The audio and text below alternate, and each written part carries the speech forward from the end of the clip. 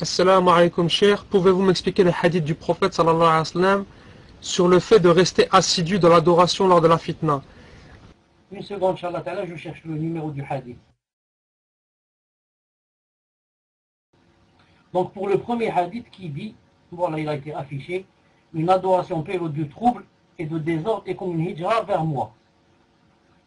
Il dit pourquoi, qu'est-ce que ça veut dire ce hadith? Ça veut dire, ce hadith veut dire, Allah subhanahu wa ta'ala alam, que le fait de faire une adoration, quand c'est la fitna, yani, ça équivaut à une hijra vers le prophète sallallahu alayhi wa sallam. Ce qui veut dire quoi?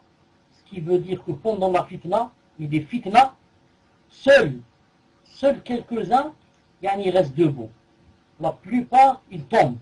La plupart, ils tombent et yani, perdent le contrôle et se dévient et partent vers des voies égarées ou là peut-être même apostasie ou la yadou billah.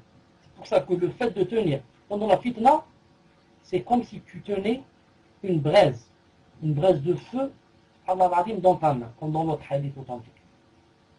Donc, pourquoi?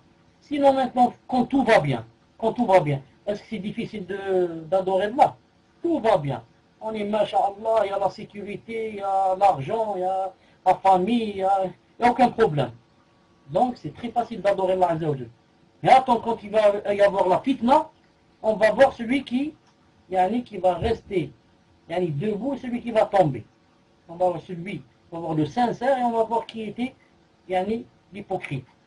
On va voir qui était le véridique, qui était le menteur.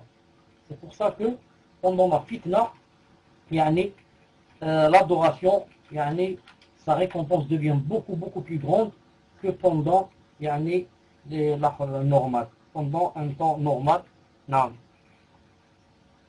Ce qui m'a vraiment une fois, quand j'ai entendu ça, m'a vraiment peiné. C'est quand j'ai entendu une fois. Vous m'entendez d'abord? Vous m'entendez? Non. Quand j'ai entendu une fois, et j'ai entendu de qui?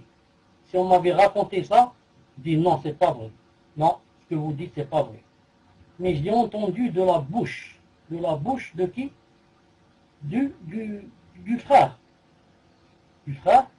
Et la fitna, c'est arrivé à lui. Et spécialement à sa femme. Donc si c'est pas son mari qui m'a raconté, je n'aurais jamais cru. Regardez un frère, ce frère-là. Il est parti, masha'Allah, faire la hijra vers un pays que je ne veux pas citer, un pays musulman. Non. Avec sa femme reconvertie. Et je crois 1 ou 2 enfants. Lui là-bas, il n'avait pas de papiers. Il est resté donc 2 ou 3 mois. Et ensuite, le visa est mort. Il était périmé. Et la police l'a attrapé. Qu'est-ce qu'ils lui ont fait? Ils l'ont emprisonné. Donc ici, pour cette sœur, on dit djilbab et gants et sétar.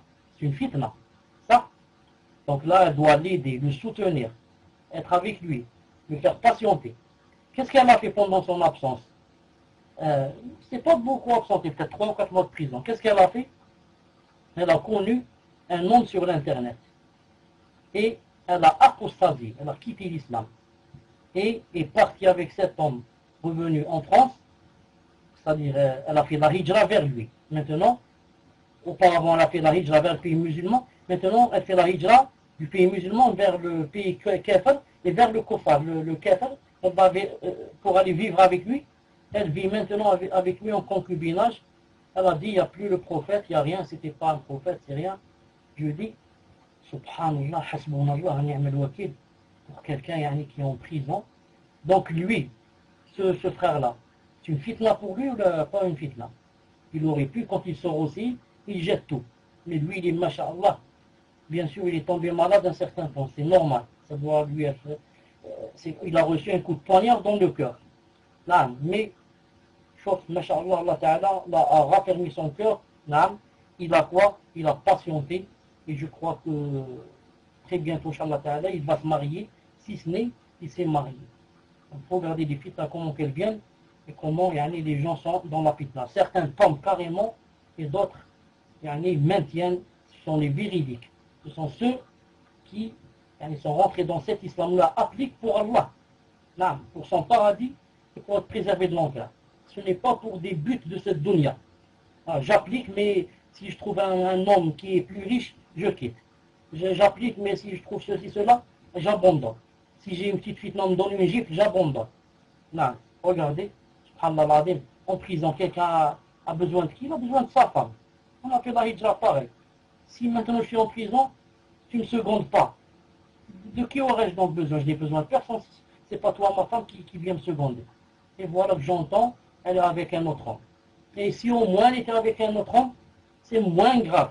Elle peut faire la tauba et revenir. Maximum, elle a fait zina. Maximum. Mais celle-là, la apostasie, ou l'ayadou billah. Apostasie. Elle vit maintenant en France avec le bonhomme qu'elle a connu sur le chatting, ou comment ça s'appelle. A'oudou billah. A'oudou billah. Comment les gens peuvent arriver à ce point. Je connais le haq. Je connais la vérité. Je la délaisse si je vais dans mes passions, dans mes tentations. C'est vraiment difficile, il faut dire que c'est grave. C'est difficile et c'est grave. Comme a dit Abdullah ibn Mas'ud, tant que tu n'as pas mis les pieds dans la tombe, il faut avoir peur. Non, tant que tu n'as pas mis les pieds dans la tombe, tu n'es pas encore mort. D'une bonne façon de mourir. Tu n'es pas encore mort. Non? Ça veut dire qu'on ne sait jamais ce qui peut arriver d'ici demain, d'ici une demi-heure. Où est la preuve que moi qui suis en train de vous parler, ou vous qui êtes en train de m'écouter, qu'on ne va pas apostasier? Où est la preuve, nous aussi? Non, rien n'est sûr. Il faut beaucoup faire de doigts. Et ne jamais dire non. Ça ne peut pas m'arriver. Ça arrive seulement à cette femme. C'est elle que ça lui arrive. Nous, ça ne nous arrive pas. Non, jamais il faut dire ça. Il faut toujours avoir peur. Et dire comme ça lui est arrivé, ça peut m'arriver au l'ayadou billah. Donc, je dois, Inch'Allah Ta'ala, faire beaucoup de doigts et remercier beaucoup Allah Ta'ala chaque jour d'être toujours sur le droit chemin. Chaque jour. Même chaque jour, tu dis Alhamdulillah, Ya Rabbi, avant de dormir, bien le matin, Alhamdulillah, Ya Rabbi, que je suis toujours sur le droit chemin. Je vous demande, Ya Allah, aussi aujourd'hui de m'aider, de raffermir mon cœur, pour que ça reste comme ça, raffermi jusqu'au soir. Car comme dans le hadith sahih, la personne, et Masha'Allah le matin, et kafira le soir.